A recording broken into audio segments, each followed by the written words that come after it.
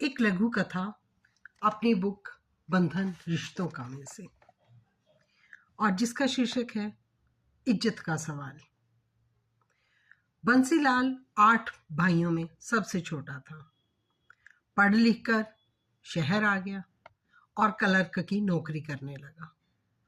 गांव में अच्छी इज्जत थी उसकी, और गांव में बड़ी हवेली भी थी उनकी, कुछ जमीन जायदाद भी थी।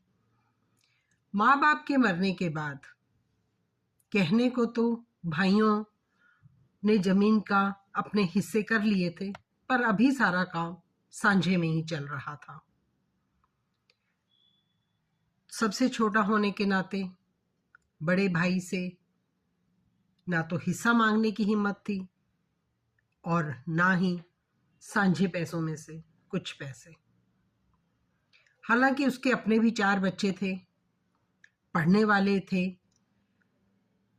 और अक्सर ही बड़े भाइयों के बच्चे कभी पढ़ने आ जाते थे, या जब भी कोई बीमार हो जाता था तो शहर आ जाते थे इलाज के लिए।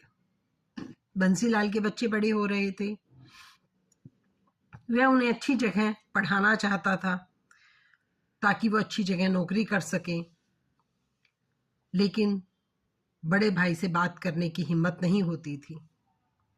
1-2 बार दबे स्वर में बंसीलाल ने कहा भी कि मुझे या तो मेरे हिस्से की जमीन दे दो या उसका ठेका दे दिया करो, और नहीं तो मैं अपनी हिस्से की जमीन बेचना चाहता हूँ ताकि मैं भी शहर में अपना मकान बनवा सकूं, अपने बच्चों के लिए अच्छी पढ़ाई का इंतजाम कर सकूं। लेकिन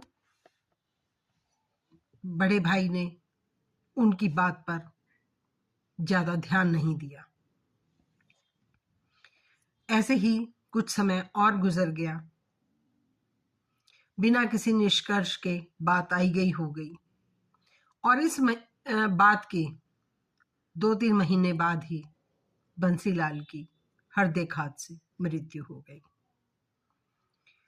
जब बंसीलाल के बड़े बेटे ने अपने ताऊजी से जमीन बेचने की बात कही तो उन्होंने जवाब दिया कि जमीन तो माँ होती है, हम गांव वालों के लिए ये इज्जत की बात होती है और हम जमीन नहीं बेचेंगे। ये तो मेरी इज्जत और अनहक का सवाल है। अगर तुम्हारे पास पढ़ाई के पैसे नहीं हैं तो पढ़ाई छोड़ दो, गांव में आ जाओ, साथ में रह लेंगे। पढ़ाई पर खर्च करने से अच्छा है जमीन का मालिक होना। ये सब सुनकर बंसीलाल की पत्नी बोली, और घूंघट की आड़ में, जिसकी कोई आवाज जिसने कभी अपनी निकाली नहीं थी,